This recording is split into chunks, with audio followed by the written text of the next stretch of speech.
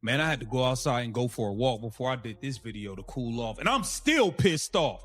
I'm still pissed. This was straight up sabotage. Stephanie White, you are a bum. Aaliyah Boston, you are even more of a bum. You are a $6 million piece of garbage out there. Your ass can't make a layup. You refuse to pass the ball to Caitlin Clark. You stink. You stink. You've been intentionally not passing the ball to Caitlin Clark for the last 7-8 games. We've been watching and counting. I've been watching your ass not pass her the ball. You can't make a layup to save your life. You just as garbage at layups. Welcome back to Fast Break WNBA. Fans of the WNBA, a significant event is taking place. Sophie Cunningham and Caitlin Clark have taken a significant step, and the most recent events have drawn significant attention to Stephanie White and the Fever. So let's get right into today's video without wasting any time. What is the true cause, Caitlin? Could Clark and Sophie Cunningham sign with the New York Liberty instead of the Indiana Fever? Why would they take such a drastic action? Let's investigate. She turned around and walked directly away from the bench as the arena collapsed into total chaos. Caitlin Clark finally lost it after a devastating 91-85 loss against the Dallas Wings. White, Stephanie, the head coach, stood still on the sidelines, obviously shocked by the furious eruption that was occurring. Before her, it was more than just a devastating road loss to a squad that had dropped 8 of the preceding 11 games. It was the brutal result of a brewing internal battle that had been going on behind. Had the ability to ruin the entire company and kept doors closed for weeks. She played a hell of a game, but this thing was 100% about Kelsey Mitchell, and I think it had everything to do with them seeing Caitlin Clark climbing that MVP ladder, and they said, hell no, we are sabotaging this, and that is exactly what happened. The Indiana Fever lose to a team in the Dallas Wings that lost 8 out of their last 11 games. You could thank Stephanie White, who wanted to make it all about Kelsey Mitchell. Welcome to Keep the Vision. Make sure you like, comment, subscribe, share the channel, hit the bell notification, hype the video. That'd be greatly appreciated, man. I am disgusted with the Indiana Fever. I am disgusted. Stephanie White, get your bum ass in. It was impossible to ignore the serious fracture on the court from the first possession. White completely avoided Clark. As a prominent playwright who created the original play just for Kelsey Mitchell, Mitchell was shoved straight to the free throw line as he executed the preset sequence thanks to Clark's selfless bounce pass. However, that one scene established a disturbing precedent that ruled the whole evening. Rather than offsetting the coaching staff concentrated on a single tactic during the offensive onslaught. It quickly became evident to everyone watching that Clark was being pushed out of the central driver's seat entirely. I am disgusted. Stephanie White, get your bum ass in the trash. Get your bum ass in the trash. You are a fucking bum of a coach. You are terrible. You are terrible. You mean to tell me the very first play of the game was ran for Kelsey Mitchell? Caitlin Clark threw her a bounce pass. Kelsey Mitchell went to turn the corner, got fouled, went to the free throw line. From that point on, every single play in the first half was for Kelsey Mitchell. Nobody else could establish a rhythm because you did nothing else. Analysts quickly discovered a concerning strategy inside the structure that appeared to be deliberate.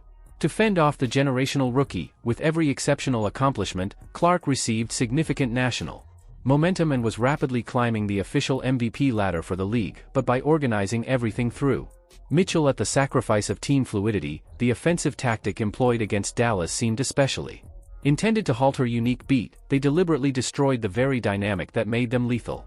The tension on the hardwood grew considerably thicker with each passing offensive possession. Cunningham to get a shot from 3. You like by the time people got looks, they were in no rhythm. There was no rhythm by the time they actually got looks at the rim. Aaliyah Boston is trash. She does not set screens. You got people tackling Caitlin Clark. Aaliyah Boston, big soft sorry ass, don't do nothing. She's a big soft sorry piece of if you ask me out there. Aaliyah Boston is ass. $6 million of ass juice out there. She ain't did nothing.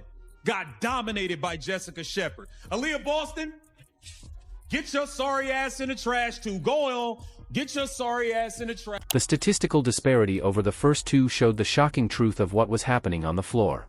Quarters, Indiana didn't execute a single pick and roll until the last 15 seconds of the second quarter. Or ball screen meant for Clark. Think about how absurd it would be to have the most explosive. In modern basketball, players stay still on the perimeter in the absence of an off-ball screen. Up until the third quarter, her scoring threat was completely eliminated, so she was compelled to watch the play from the sidelines. Neutralized. Clark's mounting rage was about to blow up. Straight up bum. Stephanie White, you are the biggest piece of garbage, biggest piece of trash out there. Take a look at this. I'm glad. Look, Caitlin Clark is turning her back on Stephanie White. She's over it. Can we end this thing at the end of the season?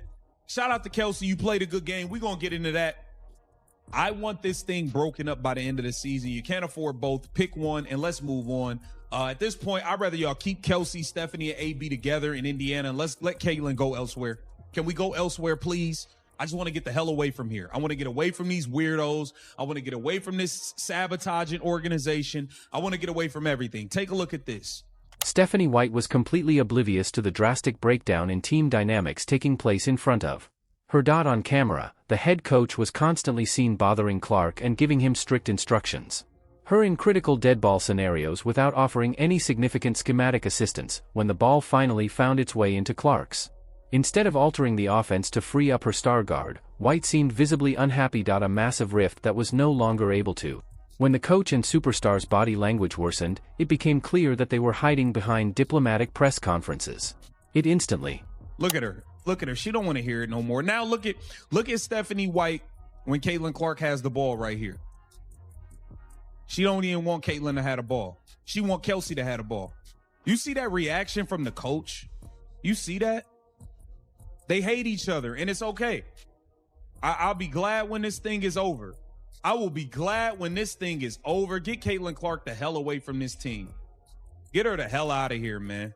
Caitlin Clark don't want nothing to do with Stephanie White, and Stephanie White don't want nothing to do with Caitlin Clark, which is fine. Can we stop this whole kumbaya thing, this fake thing? Stop standing up for Stephanie White. The on-court performance was rendered even more worrisome by the front-court dynamics and passing distributions. Aaliyah Boston, a star with a large contract, regularly refused to execute basic handoffs with Clark on the boundaries. On multiple occasions, observers witnessed Boston initiate a move solely toward Clark to make a last-minute, sudden course shift and send the ball directly to Mitchell during the course of the game. This deliberate pattern persisted. Clark was violently trapped by opponents who showed no concern for internal punishment, leaving her motionless and stranded. Y'all had to go cake for her at the podium. Y'all lost to a team that lost 8 out of their last 11 games. Caitlin Clark didn't play well. You shot 1 free throw. That shows me you had a lack of aggression. I felt like you checked out in the second quarter, to be honest. I watched you check out. They ran everything for Kelsey Mitchell. You came down the court. You wasn't even looking for no ball screens no more because you knew they wasn't coming. And you know once you pass the ball, you're never getting the ball back. You know that. If we all know it, you know it too. You know Aaliyah Boston don't give you the ball when you give it to her. You know when you go for the handoff with Aaliyah Boston, she's going to do this and then go the opposite way and give it to Kelsey. You know that. Boston did not provide enough physical protection in screen and roll scenarios, leaving Clark totally vulnerable to fierce defensive strikes. Dallas defenders were practically tackling Clark on the perimeter. Boston, on the other hand, offered hardly any significant interaction or opposition to establish separation. High percentage looks around the rim that Boston was unable to convert were often spoon-fed to Clark. This exacerbated the situation. Dallas revealed Indiana's total softness in the paint. The team's total lack of physical strength allowed forward Jessica Shepard to dominate the interior existence. Every game has been that. This girl body just shut down the last game, just like it did in the playoffs last year. And she plays 35 minutes. But she played well with her opportunities. They made it her a focal point. They made it a point to get her established. They made it a point to get Kelsey a rhythm. And when she got that rhythm, she kept it going. They never made it a point to get anybody else a rhythm. Sophie Cunningham, 0-4 from 3. By the time Sophie Cunningham got a look at the rim, the game was almost over. She had no rhythm. No rhythm. Monique Billings sucks. The biggest crock of dog shit for $800,000. I don't know how she's getting 8. She sucked. Clark's mindset had significantly shifted by the middle of the second quarter. She completely ceased taking part. When she became aware that the offensive sets were deliberately avoiding her in the offensive flow, she stopped searching for screens that she was positive would never occur. She knew full well that she would never again see the ball. It slipped from her grasp, the explosive energy and boundless enthusiasm that define her strategy. She had mentally checked out after realizing the internal game being played all around her. The box score reflected the disastrous outcomes of this poor attacking tactic, with a dismal 4 of 15 shooting. Clark finished the night with just 10 points and 9 assists despite a strong showing that included 2 of 8 from beyond the arc. As well as 4 rebounds, she only made 1 free throw during the game, indicating how thoroughly when she desperately tried to push the issue throughout the third quarter, her distinctive ferocity was removed by strategy. Was more instructive than anything else, her rhythm had been entirely destroyed by quarters of forced inactivity. In contrast, Kelsey Mitchell had an amazing individual performance, scoring 37 points on 9 of 18 shots and making all 15 of her free throw attempts. Numbers. On the surface, casual observers saw an incredible exhibition of individual scoring that kept the team competitive. However, insiders knew that this output immediately threatened team cohesiveness and offensive balance. The other key players were completely disoriented and lacked rhythm as the whole tactical.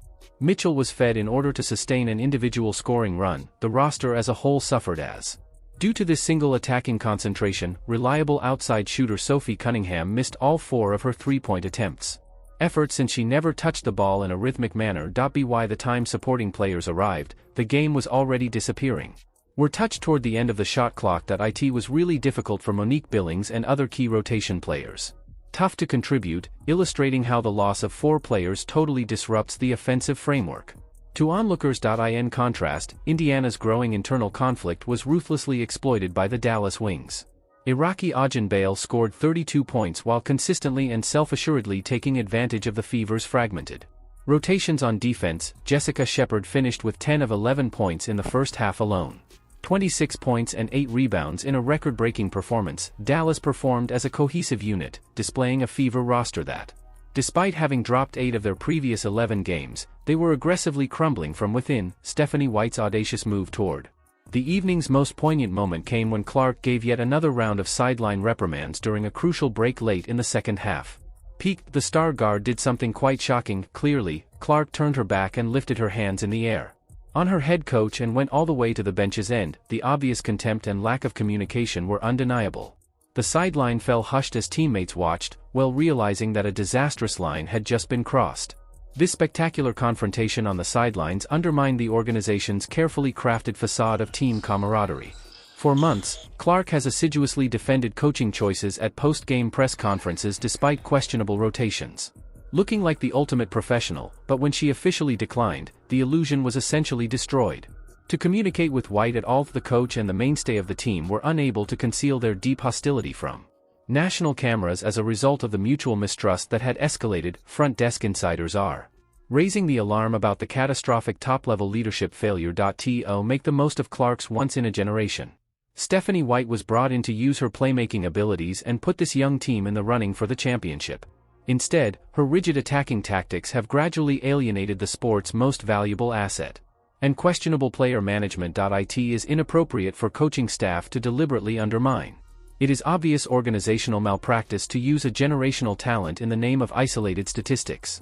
The backcourt stars' growing quarrel has reached an unsupportable level. Although Mitchell is clearly a talented scorer, the reality is that an offense cannot operate efficiently with two powerful guards are pulling in completely different philosophical directions. The company is compelled to an unsupportable corner due to the continuous structural stress brought on by the existing hierarchy. The front desk will inevitably